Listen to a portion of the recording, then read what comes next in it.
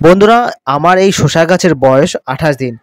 এবছর অতি বর্ষার কারণে বয়স অনুযায়ী গাছের গ্রোথ অনেকটাই কম, কিন্তু এত বর্ষার পরেও আমার গাছ এখনো পর্যন্ত হলুদ হয়নি। আর গাছের গ্রোথটাও ঠিক খারাপ নেই, গাছটা কিন্তু অনেকটাই সবুজ আছে। আপনারা চাইলে আপনার গাছেও এরকম সবুজ রাখতে পারবেন।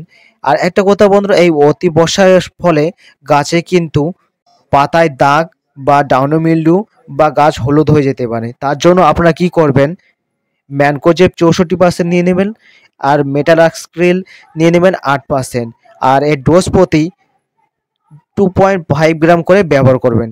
আর এর সাথে সাথে আরেকটা কাজ করবেন, ছত্রাকনাশক জমির থেকে তাড়ানোর জন্য ক্লোরোথ্যালোনিল 75% নিয়ে নেবেন। কিন্তু বিস্তারিত ভিডিও চ্যানেলে দেওয়া আছে।